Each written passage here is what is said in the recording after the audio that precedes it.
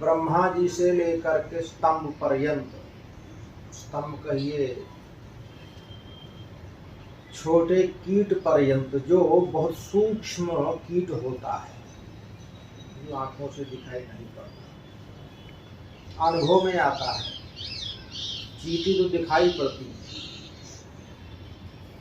चींटी से भी सूक्ष्म वो अनुभव में, अगर वो कहीं यहाँ काट ले तो पीड़ा होगी, वो कीट दिखाई नहीं पड़ेगा। यत्किंच बड़ी से बड़ी वस्तु और सूक्ष्म से सूक्ष्म वस्तु,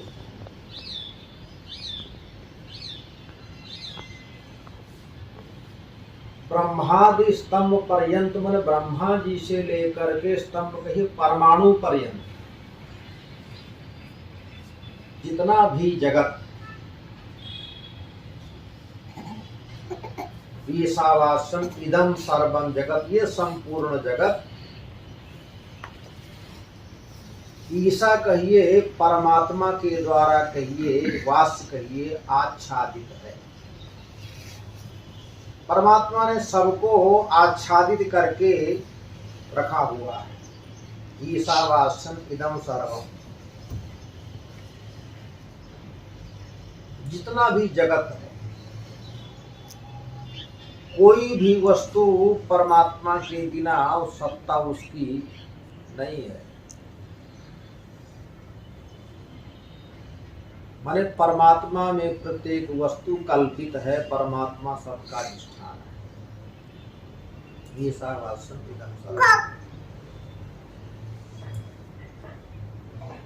अब उसमें सब कुछ आ गया, कोई शेष नहीं रहा, कुछ शेष नहीं रहा। तेन त्यक्तेन भुंजीथाः, तेन कारणेन, इस कारण से जो है त्यक्तेन भुंजीथाः, त्याग के द्वारा उसका भोग करना चाहिए, आसक्ति पूर्वक नहीं। कोई भी वस्तु है, चाहे जड़ हो चाहे चेतन हो, तेन त्यक्तेन कहिए त्यागेन, त्याग के द्वारा, माने आसक्ति त्याग के द्वारा ही जो है भुंजी था कि उसको भोग करना चाहिए, माने आत्मा का पालन करना चाहिए, अपने स्वरूप का पालन करना चाहिए कि हम कौन हैं।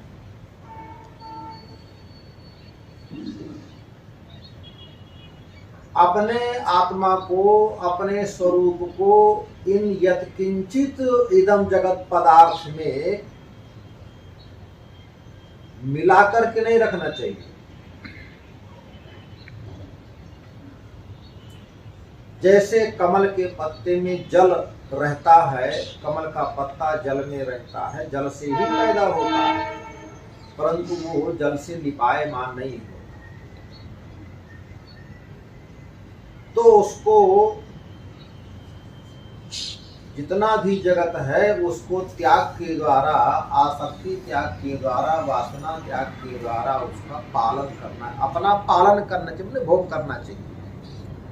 अपना पालन करना ही भोग है।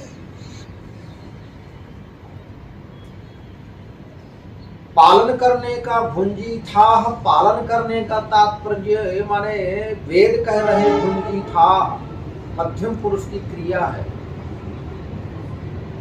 वेद आज्ञा दे रहे थे वो संसार में रहते हुए इन पदार्थों का, जो भी पदार्थ हैं स्थूल और चेतन पदार्थ, उन सबका आसक्ति पूर्वक, माने आसक्ति पूर्वक नहीं, आसक्ति त्याग करके जो है इनका अनुभव करना चाहिए, भोग करना चाहिए। मागृधः, आकांक्षा मत करो किसी चीज की। कस्य सुधनम, धन किसका है, कस्य सुधनम, धन किसी का आज तक स्थायी नहीं रहा, चाहे जड़ धन हो या चेतन धन हो। कस्य सुधनम माने वेद भगवान जो है जीवों के लिए जीने की कला बता रहे हैं कि सब जितना भी प्रपंच है उसको वासना त्याग करके, आसक्ति त्याग करके, ऐषणाओं को त्याग करके उनका पालन करना, माने कर्तृत्वाभिमान नहीं होना चाहिए। मां भुंजी था, कर्तृत्व पूर्वक भोग मत करो, माने कर्तृत्वाभिमान पूर्वक नहीं, माने मैं करता हूं, मैं भोगता हूं, ये छोड़ करके। श्रुति कह रही है तेन त्यक्तेन भुंजी था, माने त्याग के द्वारा भोग करो, माने त्याग के द्वारा अपना पालन करो। भोग का मतलब यहाँ पदार्थों का भोग नहीं, भाष्य भगवान भाष्यकार लिखते माने आत्मा का पालन करो। आत्मानं पालयेथ इत्यर्थ, आत्मा का पालन करो। आत्मा का पालन माने मैं करता हूं, मैं भोगता हूं, मैं जन्मता हूं, मैं मरता हूं, ये वासना छोड़ दो, ये नहीं होना चाहिए। यही आत्मा का पालन। आत्मा का पालन ये नहीं है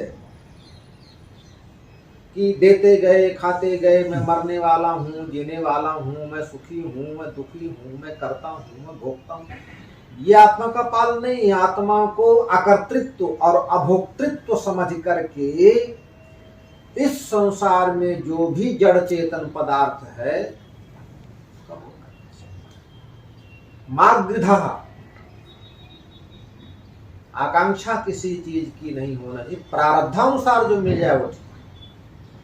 कस्य शुद्धनम, श्रुति कह रही है कस्य किसका, धन किसका रहा, अर्थात किसी का धन नहीं रहा।